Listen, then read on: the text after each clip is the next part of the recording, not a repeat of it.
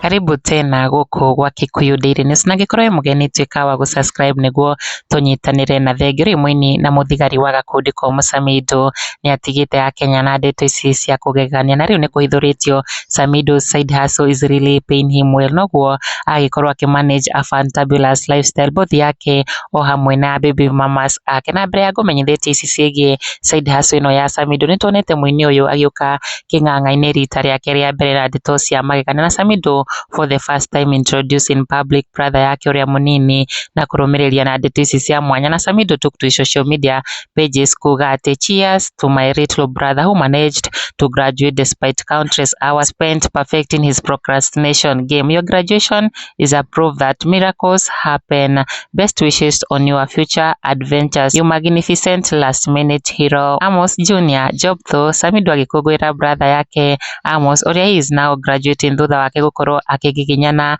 guthoma with many days iria agikoretwo agipostpone maundu makigie githomo na Samidoh yuirwo ni gikeno have wished his brother younger brother best wishes akimwelcome guku nja wa thukuru na kumwira job nayo ni kutafuta na andu na hiki ni magikenetio ni gucemania na brother ya Samidoh na makiria maikena ni undu wa Samidoh going ahead na kumutag thini wa post ino riri aririo rita ria mbere ria Samidoh kwaria na kuonania brother uyu wake king'ang'a-inĩ na tukeria ciĩgiĩ side hustle ya Samidoh iria ihithũrĩtio thutha wake kurekereria mbica citino na shed kiugũ kia ng'ombe ciake na iria ita around 8 cows feeding behind him na rũru rũrũ rwa ng'ombe ici cia Samidoh ni rwa grade hybrid ya Fresian ya ng'ombe ĩmwe thogoragwo na mbeca itanyihire 100,000 muthenya wa thoko na ng'ombe ĩno nĩ ĩkoragwo ĩkĩruta iria rĩtanyihire liters 28 o muthenya ũkĩendia iria rĩu na thogora wa ciringi 50 depending na location iria akĩrehe na ũhotekeku wa mwini ũyũ gũthũkũma makiria ma 10,000 every single day o muthenya